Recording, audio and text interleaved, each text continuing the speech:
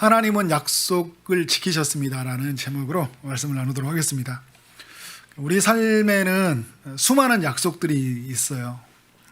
국가 간에 서로 주고받는 약속이 있고, 또 정치인들이 주는 약속들이 있죠. 공약이 있어요. 이런 나라 만들겠습니다. 또 이렇게 나라를 경제적으로 부강하고 또 외교적으로 또 이런 나라들을 세우겠습니다. 뭐 이런 공약들이 있죠. 우리는 또 이웃들과 또 우리 가까이 친구들, 또 가족들과 약속을 주고받고 살고 있어요. 여러분은 어떻게 약속을 잘 지키고 있나요? 한번 나는 뱉은 약속은 반드시 지킨다, 막 이렇게 사시는 분도 있을 거고, 우리가 또 살다 보면 약속이 잘 못 지켜질 때가 있잖아요. 또 저희들한테 그렇게 약속을 해주기로 했던 분이 안 지켜주시는 것 때문에 큰 상처가 될 때도 있습니다. 지금 추수의 계절이 되었는데, 어린 시절 제가 살던 고향이 전라남도 나주인데, 이제 농사를 짓게 되면 이제 농사 끝일쯤 되면 아버지가 이렇게 약속을 주셔요. 네가 이번에 잘 거들어주면 자전거를 한 대 사주겠다는 거예요. 그래서 이 학교 끝나면 막 농사일 거들고 막 밤늦게까지 일을 하는 거죠. 어떻게 했을까요? 안 사주셨어요. 얼마나 마음이 쓰리고 아프던지 막 미워가지고 그냥 밥도 안 먹고 싶었는데 배고파서 어쩔 수 없이 먹어야 되고, 다음 해가 됐어요. 이번에 농사를 지면 반드시 내가 해준다 하면서 뭘 해준다 하니까, 마침 저희 건너동에 태권도 도장이 생겼거든요. 태권도 도장에 세워진대요. 그래서 도복 있는 모습이 너무 멋있잖아요. 그래서 그 기대감을 가지고 또 열심히 일했어요. 태권도 도장 안 보내주셨어요. 제가 성인이 돼서 알았어요. 아버지는 약속을 안 지켜주신 것이 아니라 못 지켜주신 거예요. 가을 농사가 끝나면 갚을 돈이 너무 많아요. 여기저기 갚고 나오니까 중요한 것부터 다 처리해야 되잖아요. 그래서 겨울에 식량도 준비해야 되고, 또 다른 사람한테 빌렸던 돈들도 채무관계도 정리해야 되고, 다 하다 보니까 못 지켜주신 것이죠. 그래서 지금 보면서 아버지의, 또 제가 세월이 지나고 저도 아버지가 되고 나서 못 지켜주는 아버지의 마음이 얼마나 고통스러웠을까도 많이 느껴지더라고요. 사람은 이런 것 같아요. 사람은 이렇게 못 지켜주기도 하고, 또 고의적으로 안 지켜주기도 하고, 또 재성을 가지고 있어서 또 잊어버려서 또 우리 약속을 못 지키는 경우가 있는 것 같아요. 그래서 약속을 잘 안 지키는 때 우리 쓰는 말이 시건, 허언 이런 표현을 쓰거든요.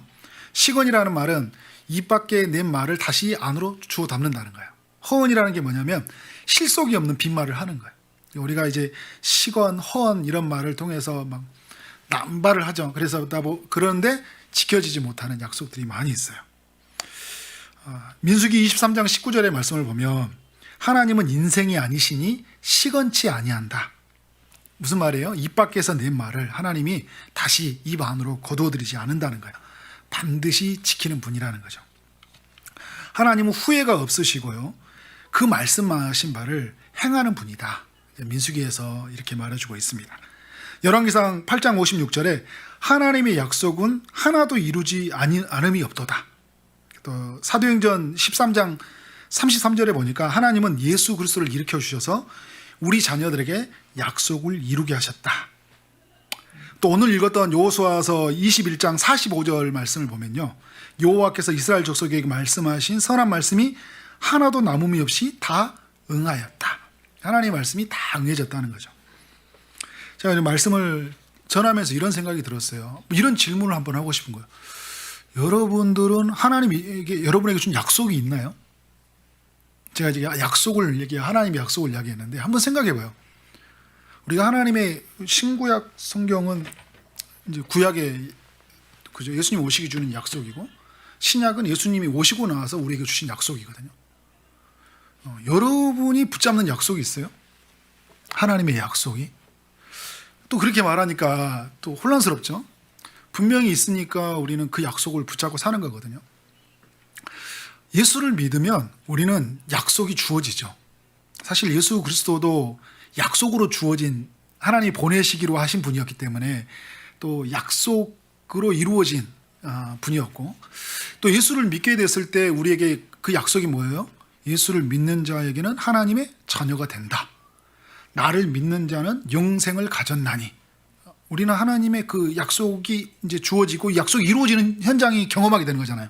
예수를 믿으면서. 그래서 그 약속을 믿기 때문에 내가 여러분 어떻게 구원에 대해서 내가 믿는 거잖아요. 근데 오늘 하나님이 구원이 예수 그리스도가 다시 재림하시는 날 완전히 이루어질 것이라는 약속을 주셨어요, 우리에게. 그래서 우리는 그날을 소망하고 그날을 기대하며 살아가는 거잖아요. 근데 하나님의 백성들에게 이런 이제 보편적 약속이라고 해요. 구원, 예수 그리스도를 믿는 자에게는 하나님의 자녀가 되는 권세를 주시는 이 보편적 구원의 약속이죠. 신구약 전체의 약속을 말한다면 바로 하나님의 아들로 말미암아 구원을 주신다. 이게 약속의 하나로 말할 수 있는 거예요. 근데 이 하나님이 이 보편적 약속을 이루고 가시기 위해서, 구원을 이루고 가시기 위해서 우리의 삶 속에서 어떤 일을 행하셔요? 이제 예수 그리스도의 이름으로 구하고 찾고 두드리는 자에게 기도의 응답을 주시고 그 이름의 능력으로 말미암아 승리의 경험을 하게 하시고, 또 우리가 죄를 짓고 예수 믿음에도 불구하고 실수하고 연약하고 무너질 때마다 그 예수 그리스도 이름으로 구하는 자에게 하나님이 다시 깨끗하게 해주신다고 약속해 주셨어요. 그리고 내가 세상 끝날까지 너와 함께 하실 것이라는 주님의 동행의 약속, 그리고 주님이 마지막 날까지 다 우리의 구원을 이루실 것이라는 그 최종 완성에 대한 구원의 그 약속을 우리에게 주셨잖아요. 그래서 우리는 그 약속을 붙잡고 있거든요. 우리 그 약속 안에 있거든요. 여러분에게 묻고 싶어요. 여러분은 이 약속을 믿으신가요? 네. 이 약속을 우리는 끝까지 믿어야 돼요. 하나님은 뭐예요? 하나님 인생이 아니시니, 하나님 인간이 아니시니까 시건치 아니하신다. 그러니까 입 밖에 낸 말을 다시 거둬들인다는 것은 뭐냐면, 그래, 너 딱 보니까 너 안 되겠어. 후회가 없으시다. 갑자기 후회하는 거야. 내가 저 인간을 괜히 구원했어. 저 인간을 구원해놨더니 아무것도 하는 거 없고 지 맘대로 살고 아주 교회를 힘들게 만드네. 그냥 그래서 너는 구원 탈락, 이런 게 아니라는 거죠, 그죠? 하나님의 구원의 그에게 주신 약속은 우리의 삶의 근거에 있지 않고 하나님의 약속의 근거에서 우리를 끌고 가셔요. 네. 그런 하나님의 약속을 우리는 믿어야 되는 거잖아요. 오늘 그 성경을 우리가 바라볼 때 이 성경 속에서 하나님의 역사가 어떻게 성취되는 걸 바라보면서 오늘 우리로 가지고 와서 이제 우리의 삶 속에 하나님의 그 약속이 그래서 신실하게 응답하시는구나.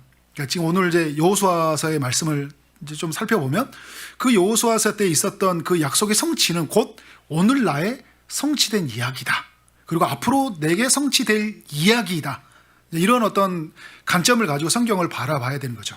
자, 여호수아서의 말씀을 한번 볼까요? 하나님이 이스라엘 백성들에게 많은 약속을 주셨는데, 그러니까 이스라엘 백성들에게 이제 주셨던 이제 지금 이 가나안 땅에 있는 이스라엘 백성들에게요, 이 세 가지 약속이 성취되는 것들을 알려줘요. 이제 오늘 본문이 하나는 뭐냐면 하나님이 가나안 땅을 주시기로 약속을 했어요. 지금 이들이 머물고 있는 땅, 차지하고 있는 이 땅을요. 그리고 두 번째는 별과 같은 자손을 주시려고 약속했어요. 이 약속이 언제부터 주어졌나요? 아브라함 때 주어졌잖아요. 아브라함이 갈대아 우르에 살고 있는 아브라함을 불러내셔서 가나안 땅으로 오게 하셨어요. 근데 가나안 땅은 아브라함 땅이 아니에요. 이미 여러 족속이 살고 있는 땅인데 아브라함이 뭐라 하냐면 이 땅을 너에게 주겠다는 거예요. 근데 지금 안 줘요. 너의 후손들을 통해 주실 텐데 그 후손들은 어떻게 되냐면 하늘의 별을 보더니 별과 같은 후손이 되었을 때 그 후손들을 이끌고 이 땅에 다시 와서 차지하게 될 것이다. 이 약속을 아브라함이 받은 거예요. 시간으로 계산해 보면 한 690년 정도의 시간이라고 그래요. 그러니까 이스라엘 백성이 야곱 때부터 애굽으로 갔잖아요. 야곱 때부터 애굽으로. 그래서 400년의 시간이 있었고 광야에서 40년, 정복하는데 7년, 점령하는데 9년. 그리고 아브라함 때 있으니까 이삭과 야곱의 때가 또 이제 100 몇십 년이 시간이 되니까 그러니까 총 다 해서 690년의 시간이 이제 걸렸다 이야기를 하고 있어요. 690년 전에 주셨던 이 약속이 지금 여호수아 때에 와서 어떻게 되고 있는 거예요? 성취되고 있는 거예요. 우리가 생각하면 너무 오랜 시간이잖아요. 이 오랜 시간을 하나님이 약속을 이루시구나. 그런데 하나님은 어떻게 돼요? 하나님의 때, 하나님의 방법으로 천년이 하루 같은 하나님의 시간표를 가지고 그 하나님의 구원의 계획에 맞춰서 이루시는 것이잖아요. 하나님은 그 구원을 이루시기 위해서 이스라엘을 부르셨고 그러니까 이스라엘을 부르실 때 먼저 아브라함을 불러주셨죠. 근데 아브라함을 불러주실 때 하나님은 어디까지 보냐면 가나안 땅까지 보는 게 아니라 이 가나안 땅에서 있을 그 후손을 통해서 예수 그리스도가 오시고 예수 그리스도로 말미암아 천하 만민이 복을 얻을 그 끝에까지 보고 계시는 거잖아요. 현견지 하나님은 과거와 현재와 미래를 하나로 보시고 역사를 진행하시는 거예요. 그리고 하나님의 백성들에게 약속을 주셔서 약속의 하나님의 때 성취하는 것들을 보여주고 계신 것이잖아요. 아브라함에게 어떤 걸 보여주냐면 그 가나안 땅에 있을 때 자기 땅도 아니야. 그런데 동서남북을 보여주시더니 아브라함아 저 애굽 땅 저기 애굽 강 보이지? 큰 애굽 강 보이지? 그리고 큰 강 유브라데 이 강이 다 보이지? 이거 다 내게 줄 거야. 아브라함은 막 혼자 와가지고 부인하고 왔는데 뭐 이거 다 주신다고 막 이렇게 했을 거 아니에요. 저 같으면 그렇거든. 보이지도 않은데 뭘 다 주신다고 그렇게 하니까. 근데 이 약속을 아브라함은 붙잡고요. 그 약속을 신실하신 하나님께 붙들려고 그리고 이삭이 태어났고 이삭은 또 야곱이 이제 12아들이 이스라엘에서 큰 민족을 이루고 모세를 통해서 하나님이 구원자를 세워서 광야로 나오게 하더니 또 가나안 땅은 누구를 통해 들어오게 하는 거예요? 여호수아를 통해서 들어오게 하신 하나님의 일하심들이었던 거죠. 세 번째 준 약속이 있어요. 모세를 통해 이제 주신 약속인데 하나님께서 모든 대적을 이기게 하심으로 말미암아 안식을 주신다는 약속이에요. 그러니까 땅, 자손, 안식이죠. 자, 신명기 12장 10절 볼까요? 너희가 요단을 건너 너희 하나님 여호와께서 너희에게 기업으로 주시는 땅에 거주하게 될 때 또는 여호와께서 너희에게 너희 주위의 모든 대적을 이기게 하시고 너희에게 무엇을 주신다고요? 안식을 주신다고 하는 거예요. 그래서 너희로 하여금 평안히 거주하게 된다. 자, 이스라엘 백성들이 이제 하나님의 땅도 얻었고 자손을 얻었는데 그 자손이 얻는 이 땅에서 하나님이 하시는 일이 뭐냐면 안식하게 하는 거잖아요. 여러분 이런 거잖아요. 내가 집도 얻었어요. 자녀도 얻었어요. 그런데 마음이 평안하지가 않아. 늘 불안해. 그건 우리의 삶에서 가지고 있는 어떤 행복을 말한다면 절반도 못 미치는 행복이에요. 아무것도 차라리 없어도 행복한 게 더 좋은 거잖아요. 집도 좋은 집 얻었어요. 자손도 많아. 내 주변에 사람도 많아. 늘 불안해. 전전긍긍해. 두려워. 그거는 여러분 우리의 삶에서 주는 행복의 우리의 조건이 될 수 없는 거잖아요. 진정한 행복은 뭐예요? 어떤 상태로부터도 위협을 느끼지 않는 평화의 상태가 유지돼야 되거든요. 내 내면과 내 관계성과 내 삶이. 근데 지금 오늘 말씀을 보면 이제 이 이스라엘 백성들 안에 안식을 주셨다고 하는데 21장 44절 볼까요? 여호와께서 그들 주위에 안식을 주셨을 때 그 조상들에게 맹세하신 대로 하셨으므로 그들의 모든 원수들 중에 그들과 맞선 자가 하나도 없었으니 이는 여호와께서 그들의 모든 원수들을 그들의 손에 넘겨주셨으라 씀이니라. 그러니까 가나안 땅에 이르게 되었는데 지금 가나안 땅에는 남겨진 족속이 있었어요. 그리고 가나안 땅 주변에는 모압, 미디안, 블레셋 여러 나라들이 있잖아요. 언제 쳐들어올지 모르고 밑에 있는 사람들이 언제 들고 일어설지 모르는 거예요. 이런 불안한 상태가 있는 거예요. 이런 불안한 상태가 있는데 이스라엘 백성들이 그렇게 전쟁을 잘하는 그 군사들이 아니에요. 전쟁을 잘하는. 그들이 이겼던 방법은 딱 하나예요. 하나님이 그들과 함께 하셨기 때문에. 근데 이 이스라엘이 하나님 함께 하셨다는 걸 믿지 못하고 하나님의 싸워주신 전쟁을 믿지 못하면 어떻게 돼요? 와, 이 사방에서 이런 싸움들을 어떻게 이겨낼 수 있을까요? 이런 위협이 있는데도 불구하고 위협을 느끼지 않고 평안한 상태를 유지할 수 있었던 건 뭐냐면 하나님이 싸워주셨기 때문이고요. 또 구약성경과 신약성경 모두를 우리가 표현해서 보면 우리 에스라서도 말씀해 보면 하나님이 그들에게 울타리가 되어주셨다고 그래요. 울타리가 되었기 때문에 하나님이 막고 계시기 때문에 이방에 침략이 없는 거고요. 하나님이 파수꾼이 되어주셨기 때문에 이스라엘을 지키는 파수꾼이 되어주셨기 때문에 적군이 밤에 기습을 못하는 거예요. 그리고 하나님이 큰 용사가 되어주셨기 때문에 이스라엘에 싸워주시는 이가 됐기 때문에 다른 사람들이 접근을 못하는 거예요. 그래서 주석학자들이 뭐라 하냐면 이방 땅과 가나안 사람들이 큰 두려움으로 말미암아 이스라엘을 침략할 수 없는 상태가 돼버렸다는 거예요. 그러니까 이스라엘이 이렇게 편안하게 있었던 뭐냐면 하나님이 그들의 마음속에 이방과 가나안 족속에 뭘 줬다는 거예요. 두려움을 줬. 저 사람들 건들면 안 되겠다. 그래서 제가 그 기쁨의 동산교회 있을 때 모든 우리 교육자들 다 사랑하고 존경하지만 우리 김찬영 전사님 왔을 때 그 완도에서 왔잖아요. 완도에서 왔는데 그 아버지가 김찬영 전사님이 이제 몸이 아파가지고 태어날 때 거의 이제 뭐 이혼마다 할 정도 됐어요. 근데 아버지가 그 마음에 소원하는 마음을 가지고 살려주시면 자기가 어디든지 가겠다고 기도했는데 그때 선교단체에서 전화 온 게 뭐 어디였냐면 그 완도의 섬에 송환도 섬에서 연락이 온 거예요. 글이 와달라고. 그래서 모든 걸 다 놓고 송환도로 가버렸거든요. 그래서 모든 세월을 송환도에서 사역을 보낸 거예요. 이 아들과 함께. 그러니까 그 이야기를 딱 듣는데 굉장한 그 어떤 권위가 느껴지더라고요. 그래서 김찬종 목사님한테 함부로 말을 못 하겠어요. 저 사람한테 말 건들면 안 되겠다. 뭐 이런 생각이 있었는데 제가 왜 뭐 이게 맞다 이러는 게 아니라 사람들 안에 어떤 사람들이 봤을 때 그 사람에게 비춰주는 하나님의 영광과 권능이 임했을 때 쉽게 건들 수 없는 사람들이 있어요. 저 사람 뭐지? 아무것도 없는 것 같은데? 별 볼 일 없는 것 같은데? 저 사람 건들면 안 될 것 같아.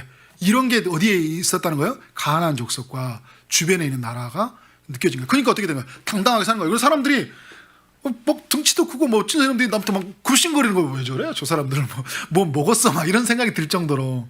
근데 그 뒤에 누가 일하신 거예요? 하나님이 울타리가 되시고 파수꾼이 되어주시고 큰 용사가 되어주셔서 다 맡게 하셔서 뭘 누리게 하신 거예요? 안식을 누리게 하신 거예요. 근데 이것을 이스라엘 백성 가운데 성취했다는 거예요. 그러니까 이스라엘 백성이 뭐예요? 별과 같은 자손, 그리고 그 땅에서 발 쭉 뻗고 잠자는 시대가 되었다는 거예요. 이게 여러분 어떻게 됐다는 거예요? 성취되었다 이야기를 해주고 있습니다. 오늘 말씀에 보면요 44절에 보니까 하나님께서 그 조상들에게 맹세하신 대로 했대요. 맹세라는 말이 최후의 확정, 결연의 의지의 의미를 담고 있잖아요. 제가 맹세하겠습니다. 내가 맹세하는데 내가 꼭 지키겠습니다. 이렇게 하잖아요. 그리고 이 맹세는요 아랫사람이 윗사람에게 하는 거예요. 히브리서에서 그렇게 말을 해요. 아랫사람, 그러니까 아빠 내가 맹세, 내가 반드시 일을 할 거야. 목사님 막 이렇게 뭐 아랫사람 윗사람 그런 표현 그렇게 하는 거잖아요. 내가 반드시 내가 할 거예요. 맹세로서 내가 결심했어요. 꼭 지켜주겠습니다. 이렇게 하는데 오늘 말씀해 보면 누가 맹세했다고요? 하나님이 맹세해 줬대요. 인간에게. 아니 인간에게 왜 이렇게 맹세를 해요? 주신다 말하면 끝나는 거지. 근데 인간이 어떤 상태를 알고 있어요? 하나님의 약속을 못 믿는다는 걸 알고 있어요. 여러분 우리도 구원의 약속을 믿지만 조금만 좀 잘못 살아봐요. 막 어떤 막 사람들과 싸우고 막 뭐 하고 나면 그 다음부터 어떻게 나 이제 예수 나 안 믿는 것 같고 나 구원 못 받는 것 같고 그리고 이제 조금만 삶이 안 되면 나 하나님이 뭐 기도 응답 안 해주시 나는 내 기도는 한 번도 들어준 적이 없어. 나는 하나님 나를 막 이런 막 상태로 빠지잖아요. 이게 우리가 하나님이 우리 이런 상태를 아시기 때문에 뭐라냐면 맹세로서 하나님이 반드시 내가 이루실 거다. 그래서 히브리서 보면요 내가 복 주고 또 복 주고 그리고 내가 반드시 이루고 또 이루신다는 이제 이 말씀을 우리 인간에게 했다 전해주고 있어요. 히브리서 저자가. 이스라엘은 이 약속의 성취를 경험한 자잖아요. 하나님 반드시 지켜주시는 그 역사의 현장을 누리고 있어요. 자, 오늘 그러면 이 이스라엘의 이 약속의 성취를 오늘 우리의 삶으로 한번 가지고 와서 한번 생각해 보자고요. 하나 생각해야 될 게 뭐가 있냐면요. 이 약속이라는 것은 이미 이루어진 약속과 아직 이루어지지 않는 약속 사이에서 산다는 거예요, 우리가. 자, 이스라엘 백성들도 마찬가지예요. 이미 이루어진 약속이 있고 아직 이루어지지 않는 약속이 있죠. 이미 이루어진 약속은 뭘까요? 보세요, 여러분. 별과 같은 자손은 어디에서 이루어졌어요? 가나안 땅에서 이루어졌어요? 어디에서 이루어졌어요? 애굽 땅에서 이루어졌잖아요. 이미 이루어진 약속이에요. 근데 이 약속은 어떻게 됐어요? 점진적으로 이루어졌어요. 아브라함 때부터 이삭이란 하나가 태어났죠. 그 이삭은 또 둘을 태어났는데 결국 하나는 버리고 아브라함에서 이삭에게서 이제 야곱과 에서가 있었는데 에서는 버려졌고 그래서 야곱이 태어났는데 야곱이 혼자인 알았더니 야곱이 12명을 낳았고 그 애굽 땅에 갈 때는 70명, 75명 이렇게 이야기를 해요. 그렇게 늘어나더니 400년이 시간이 되었을 때는 몇 명이 됐어요? 200만 명이 됐어요. 점진적으로 하나님의 약속이 성취가 되죠. 그러니까 이미 이루어진 약속이 점진적으로 계속 이루어져 가고 있죠. 그리고 이제 가나안 땅 오기 전까지도 계속 생육하고 번성하고 뭐 이런 일들이 계속 광야 때도 일어났으니까 광야 때 많이 죽었지만 또 태어나게 하심으로 하나님의 약속을 이루어 가시잖아요. 그러니까 하나님의 그 약속의 성취가 이미 이루어졌어요. 그리고 지금도 이루어지고 있는 거예요. 그러나 아직 이루어지지 않는 현장 속에 살고 있어요. 자, 지금 이스라엘이 가나안 땅을 정복했는데 완전히 점령이 안 됐잖아요. 그러니까 주도권을 빼앗는 전쟁에는 승리는 했지만 아직 남아 있어요. 그리고 아직 영토가, 그러니까 이 모든 영토에 내 땅이라고 선포는 했지만 그것을 내 땅을 취하는 어떤 시간이 필요한 거예요. 그런 이제 점령하는 시간이 필요하죠. 이때가 언제 응답이 된지 아세요? 다윗의 때에 성취가 돼요. 다윗과 솔로몬 때 아브라함에게 보여줬던 그 유브라단과 애굽 강에서부터 이르기까지 한 그 땅이 단에서 부엘세바까지 그 땅이 성취가 되는 거예요. 그러니까 뭐예요? 이 사람들에게는 이미 이루어진 것과 아직 이루어지지 않는 현장 속에 살고 있는 거죠. 그런데 여러분, 다윗이 됐을 때도 다윗도 마찬가지예요. 이미 이루어졌어요. 하나님이 큰 영토를 확장해 주심으로 이루어졌죠. 그런데 무엇이 안 이루어진지를 봤더니 뭐냐면 완전한 안식이 이루어지지 않는 거예요. 뭐가 있습니까? 죄의 문제가 해결되지 않으니까, 이스라엘 땅에서. 그래서 그들이 가나안 땅에 들어와서, 그래서 하나님이 죄의 세력을 다 진멸해 버리라고 한 거거든요.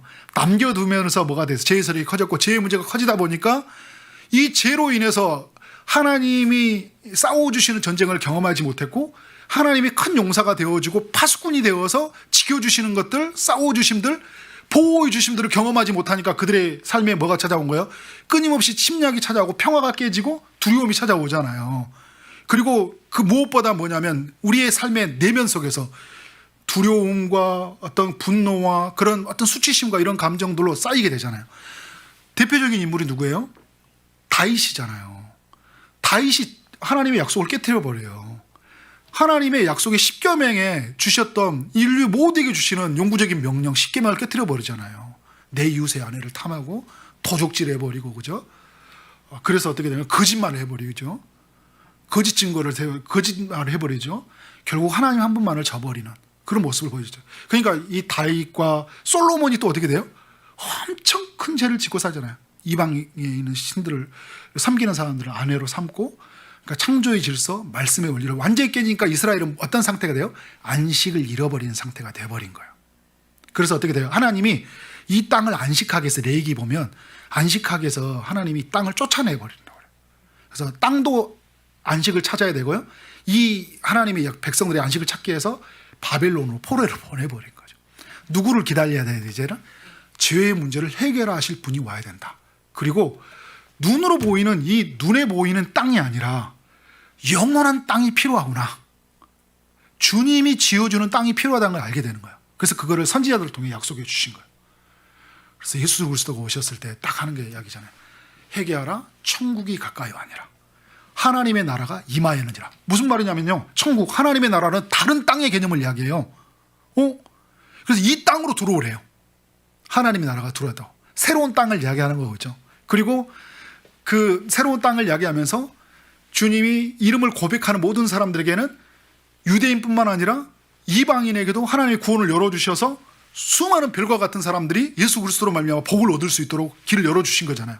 그러니까 지금 우리가 이스라엘 백성들이 했던 이야기가 예수 그리스도 안에서 보다 더 넓게 더 풍성하게 임했어요. 그리고 안식은 어떻게 이루어져요? 예수 그리스도가 누구든지 목마르거든 내게로 와라. 내게 주는 물을 마셔라. 내 몸을 먹으라. 그죠? 내 살을 먹으라. 영원히 줄이지 않은 양식이 되고 내가 주는 물을 먹으라. 영원히 줄이지 아니할 것이라는 주님의 새로운 양식. 그래서 그 주님의 물을 먹는 사람들은 목마르지 않고, 그리고 주님에게 오는 자는 수고하고 무거운 자들아 다 내게로 오라. 그리하면 내가 너희를 쉬게 하리라. 왜 어떤 심이 찾아오는 거예요? 주님이 죄의 문제를 인간 안에 해결해 버렸기 때문에. 그래서 예수 그리스도 안에 머물게 되면 예수 그리스도가 우리의 울타리가 되어주시고, 예수 그리스도가 우리를 위해서 싸우시는 용사가 되어주시고, 예수 그리스도가 우리를 지켜주시는 파수꾼이 되어주시니까 그리스도 안에서 머무는 그 땅에서, 그 영역에서, 하나님 나라 안에서 세상이 줄 수 없는 그 안식과 기쁨을 누리게 되어버리잖아요. 여러분, 우리는 그래서 어떤 사람들이에요? 다윗과 그 후손들이 그토록 고대한 그게 이제 예수 그리스도로 말미암아 이루어질 나라인데 우리는 어떤 사람이 되었어요? 다윗에게는 아직 이루어지지 않은 약속이지만 우리는 이미 이루어진 약속이 되어버렸어요. 예수를 믿었기 때문에. 그래서 여러분은 그래서 예수 그리스도만 하나님의 나라에 들어갔고 그의 보호하심, 그의 인도하심, 그를 통한 하나님의 승리를 경험한 자가 되었잖아요. 그래서 수많은 사람들, 지금 우리와 함께 이 현장 아니에요? 우리가 예수 믿는 사람이 되었다는 거, 내가 예수 믿는 거, 대한민국 땅에 복음이 들어오고 내가 예수 믿는 사람이 되었다는 거, 별과 같은 자손을 이룬다는 그 아브라함에게 창세기 22장 이상에게 드렸을 때 천하 만민이 너 후손을 통해 복을 받는다는 약속이 어떻게 됐어요? 이루어지는 현장을 우리가 경험하고 있잖아요. 약속은 우리에게 이미 이루어져 버렸어요. 여러분, 예수를 믿는 순간 이미 이루어진 것들이잖아요. 그리고 이미 이루어진 그 아브라함 때, 그 다음에 여호수아 때, 그리고 다윗 때 이루어진 모든 것은 이미 우리에게 다 이루어진 현장이 되었고, 예수님까지. 그리고 우리는 또 어떤 사람이 됐어요? 아직 이루어지지 않는 그 약속을 받은 자예요. 아직 이루어지지 않은 약속이 어떤 약속이에요? 예수 그리스도가 다시 오시는 날이죠. 그 예수 그리스도가 오시는 그날은 하나님 나라가 완성되는 날이에요. 죄의 세력이 완전히 진멸되는 날이에요. 그리고 그 예수 그리스도가 오시는 그 마지막 날에는 하나님이 구원하시기로 작정한 모든 사람을 다 예비한 사람을 구원하시는 날이에요. 그 날이. 우리는 그 약속을 바라보고 사는 사람들이죠. 그래서 여러분, 우리가 해야 될 사명은 뭐예요? 우리의 삶에 남아있는 삶 동안 죄를 이기고 또 아직 예수 그리스도를 믿지 않는 많은 사람들에게 그 하나님의 복음의 소식을 증거하면서 하나님의 그 약속의 마지막 날을 기다리고 사는 사람들이잖아요. 그렇기 때문에 여러분, 우리가 초지동산교회 교회가 세워진 거, 그 약속을 이루기 위해서. 그래서 여러분을 이곳에 보낸 거예요. 그 약속을 이루기 위해서. 우리는 그 약속을 받은 자라니까요. 여러분에게는 그 약속이 있습니까? 근데 여러분, 제가 처음에도 이렇게 이야기를 했지만 우리가 하나님의 자녀가 되었을 때 이 약속을 받게 되잖아요. 그래서 보편적 명령, 구원을 이루시고자 하는 구원의 명령을 받았고, 그래서 그 보편적 이루는 명령을, 큰 명령을 이루기 위해서 기도에 응답하시고 죄를 사해 주시고 승리하게 하시고 인도하게 하신다는 그런 또 우리에게 주시는, 이것 또한도 하나님께서 우리에게 주시는 예수 믿는 자에게 주는 보편적 명령이에요. 기도 응답과 그리고 제사함과 승리와. 근데 이 보편적 명령이 이제 개인적인 약속으로 오시죠. 자, 성경에 보면 성경의 그 말씀을 향해서 뭐라냐면 헬라어로 로고스와 레마라고 하거든요. 보편적으로 주시는 말씀, 그러니까 성경을 통해서 주시는 말씀이 로고스라고 해요. 레마는 뭐냐면 내 개인적으로 임하는 말씀이에요. 제가 아까 광고도 되야겠지만 새벽에 또 어떤 우리 이 시간을 통해 저를 통해 말씀하심을 들으시기 바랍니다 이런 거잖아요. 그러면 이게 나는 보편적으로 말했지만 여러분들은 여러분 상황이 다 다르잖아요. 그거를 여러분 주관적 음성으로 듣게 돼요. 레마로. 약속도 마찬가지예요. 하나님께서 인류를 구원하시고자 하는 우리에게 주는, 모두에게 주는 이 보편적인 약속을 모두에게 주셨어요. 예수 믿는 사람에게는.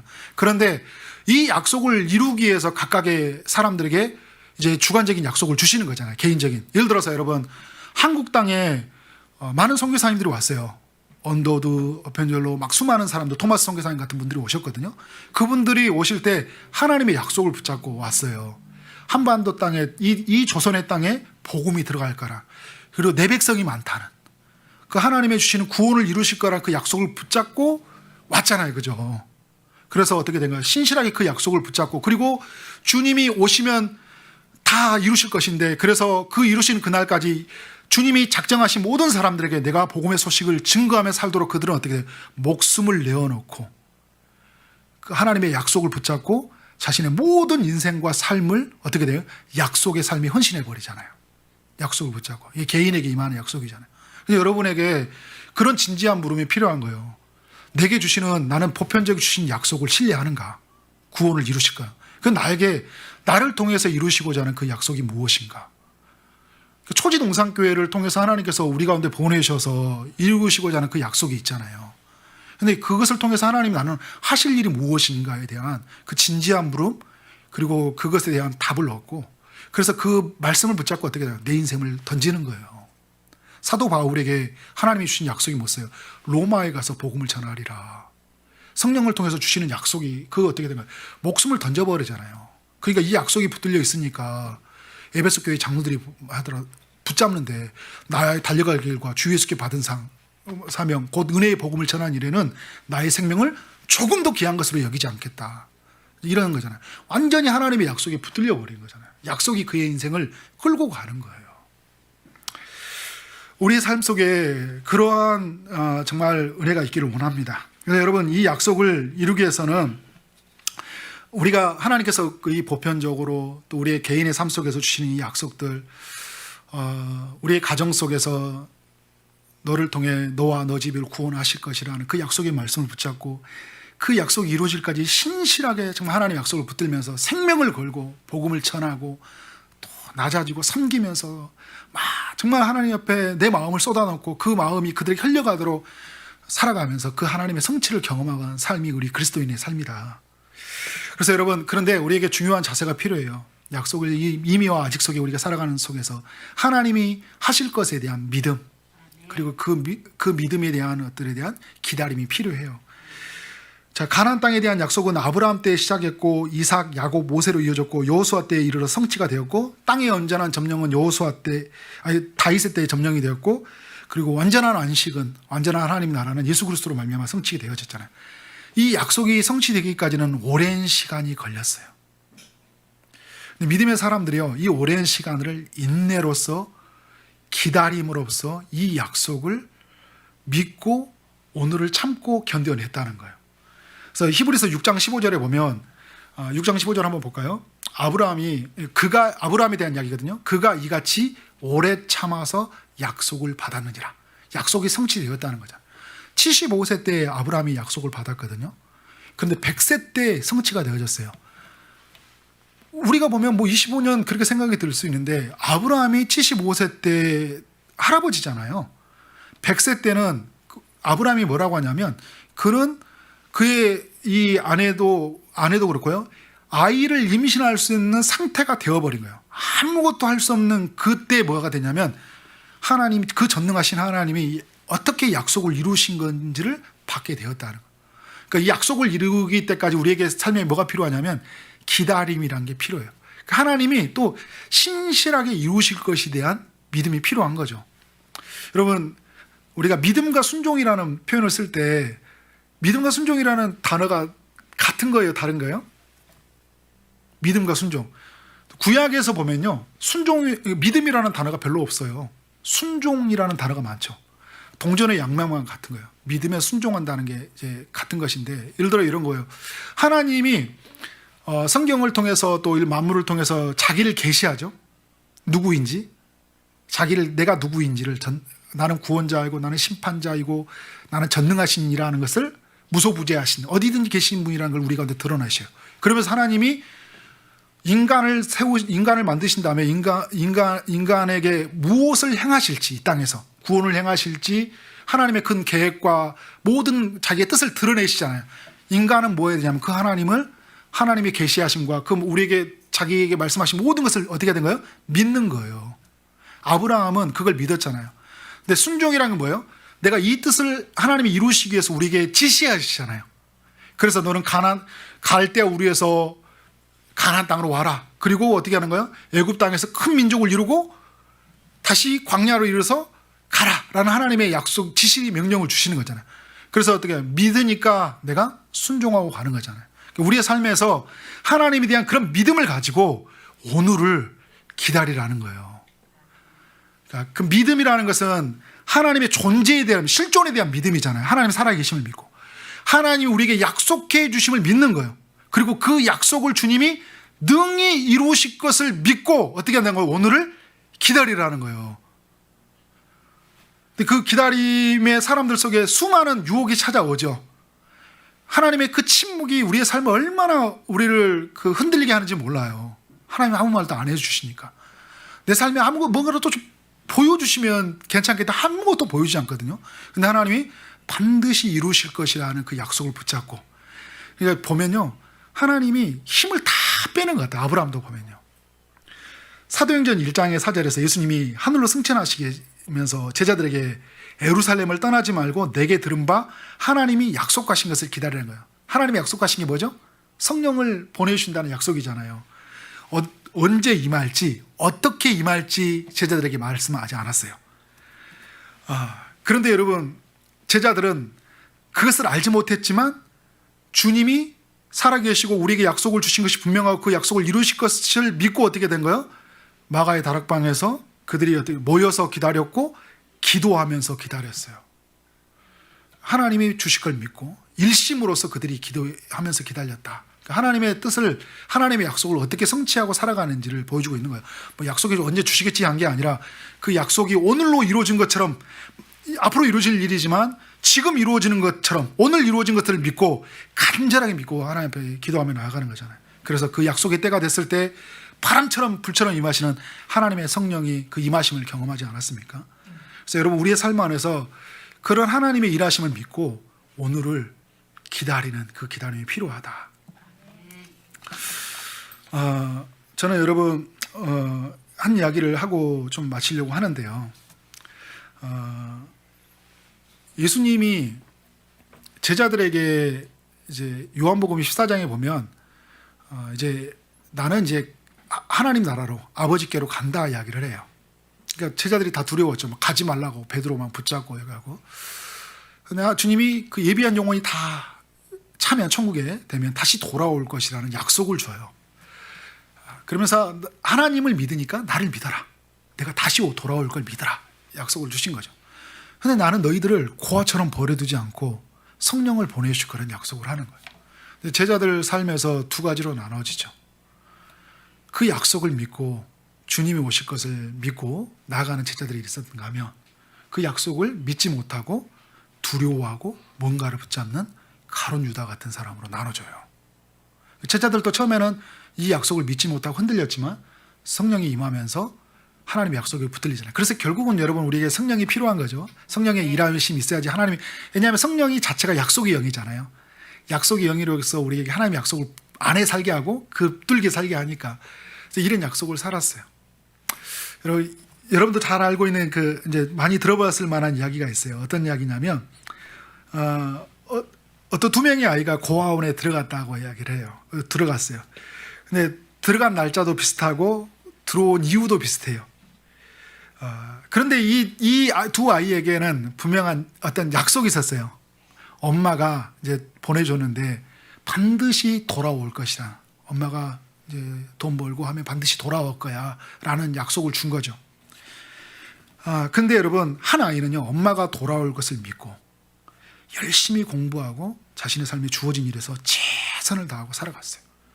근데 한 아이는 뭐냐면 엄마가 돌아오지 않은 이 빈자리가 너무나 허무하고 나를 채워줄 것을 뭔가를 아무것도 없다는 생각 때문에 삶을 비관하고 방에 박혀서 우울하게 삶의 인생을 보냈다고 하는 거예요.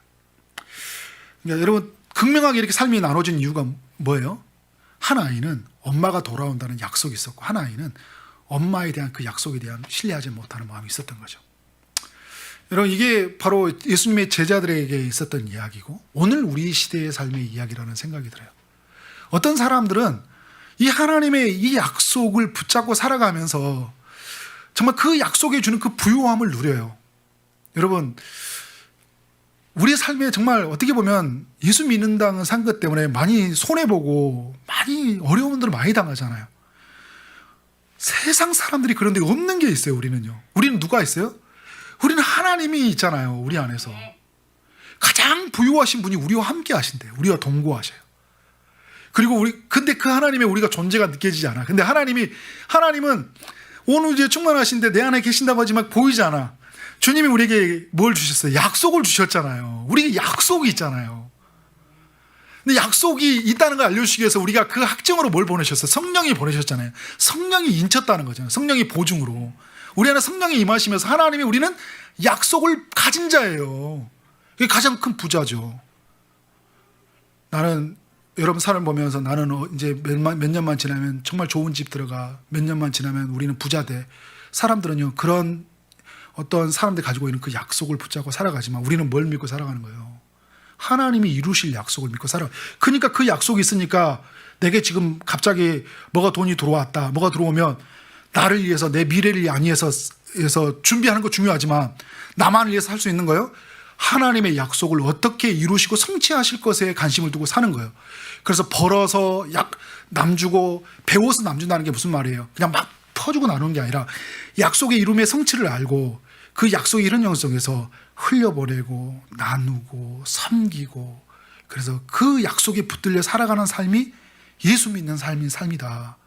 저는 우리 초지동산교회 우리 성도님들이 정말 이 약속이 붙들려 있다는 거, 내가 약속 안에 살고 있다는 거, 그래서 약속으로 그 보증으로 오신 성령 안에 살고 있다는 거, 내가 신구약의 성경을 통해 하나님이 내게 약속해 주셨다는 것들을 정말 너무나 영광스럽다. 그래서 사람들이 너 뭘 가졌어? 나 하나님을 가진 자야. 나 약속이 있거든. 다 웃을 거예요. 비웃을 거예요. 비웃지. 내가 얼마나 영광스러운지 모르지. 나는 이 약속 때문에 오늘 살기도 하고 죽기도 해. 나는 이것이 너무나 나고 고귀하고 가치 있어. 그렇게 여러분은 살아가는 우리 모든 성도들의 삶이 되어지기를 주님의 이름으로 축원합니다. 아멘.